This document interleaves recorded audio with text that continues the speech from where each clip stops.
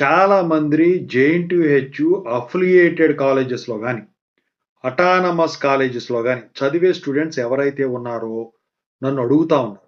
Sir నేను ఇప్పుడు first ఇయర్‌లో జాయిన్ అయ్యాను. ఏదైనా గానివ్వండి ఇయరు.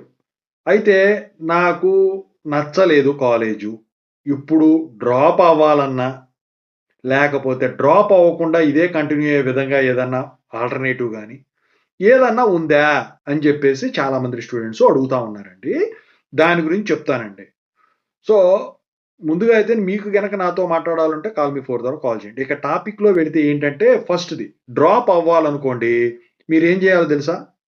సో, ఫస్ట్ ఇయర్ చదివేశారు. ఫస్ట్ ఇయర్ ఫీజ్ రీయింబర్స్‌మెంట్ గనక అయినా, మేనేజ్‌మెంట్‌కి అయినా మీరు ఫస్ట్ ఇయర్ ఫీజ్ ఎట్లాగో పడిపోద్ది కట్టేస్తారు కాబట్టి మేనేజ్‌మెంట్‌దైతే ఇంకా 3 ఏళ్ళు కడితే సరిపోతుంది. 4 ఏళ్ళది.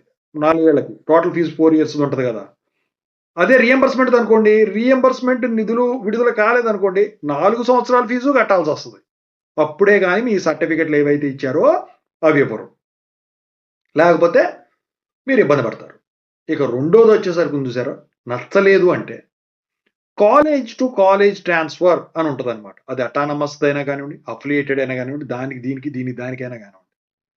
అయితే దాన్ని మీరు అప్లై జేసుకోవాలి. అది గూడా పడినప్పుడు. అయితే దానికి రకరకాల ప్రొసీజర్స్ ఉన్నాయి. అంటే మీరు ఏ కాలేజ్ అయితే ట్రాన్స్‌ఫర్ పెట్టుకోవాలనుకుంటున్నారో దాంట్లో మీకు సీట్స్ ఉండాలి.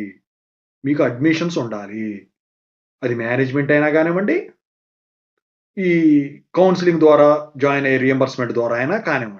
ఆ 2 మార్గాలు తప్ప మీరు గనక ఇంకేది చేసినా కూడా మీ సర్టిఫికేట్‌లో మీకు పలానా ప్రాబ్లమ్ ఉందని చెప్పినా కూడా ఇవ్వరు.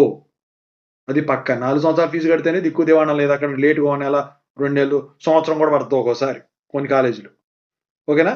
లైఫ్‌లు స్పాయిల్ చేసుకొని కూర్చోవాల. అందుకని అది డిప్లొమా అయినా కానివ్వండి, బీటెక్ అయినా కానివ్వండి, బీఫార్మసీ అయినా ఏదైనా కానివ్వండి. ఒక్కసారి దూరటం వరకే మీ చేతిలో పని. అసలు అది కూడా మీ చేతిలో లేదు నాకు తెలిసి. ఎందుకంటే సర్టిఫికేట్‌లు తీసిపోయి వీళ్ళకి మధ్యలో వాళ్ళతో పెడుతున్నారు కాబట్టి వాళ్ళ ద్వారా ఎళ్ళిపోతున్నారు. పాపం వాళ్ళు కూడా ఏం చేయలేరండి. మిమ్మల్ని చేర్పియటం వరకు ఓకే. మీరు డబ్బులు తీసుకున్నారా? డబ్బులు తీసుకోలేదా? ఇదన్నీ కాదు. వాళ్ళ బాధ్యత ఏంటి? కాలేజీ వాళ్ళకి కొన్ని టార్గెట్లు ఇస్తాయి. పాపం దాని ద్వారా వెళ్తారు. వాళ్ళని ఇబ్బంది పెట్టడం కూడా మీకు వేస్ట్ పనే. ఎందుకంటే కాలేజీకి మీకొచ్చేసరికి సీట్ ఇచ్చింది. సీట్ ఇచ్చింది కాబట్టి ఆ సీటు ఇప్పుడు మీరు మీకు సర్టిఫికేట్ ఇచ్చేసి ఎళ్ళిపోయారనుకోండి. మిగతా 3 ఏళ్ళు మళ్ళీ రీయింబర్స్‌మెంట్ గనక అయితే 4 ఏళ్ళది ఆ బొక్క ఎవరు పూడుస్తారు? వాళ్ళకి లాస్ గదా! ఒక సీటు. వేరే వోళ్ళు జాయిన్ అయ్యేవాళ్ళు నీ ప్లేస్‌లో. అందుకని జెప్పేసి వాళ్ళు ఇవ్వరు. వేరే విషయం గాదండి. అందుకనే ఇవ్వరు. అది రూల్స్‌లో గూడా ఉన్నాయండి. మీరు గనక జాయిన్ అయ్యేటప్పుడే చెప్తారు. మీరు సంతకాలు పెడతారు గదా! సంతకాలు పెట్టేటప్పుడు చూడరు అయన్నీ మీరు గూడా. ఓకేనా? సో, దానికి ఎవరు ఏం జేయలేరండి. ఓకేనా? అది.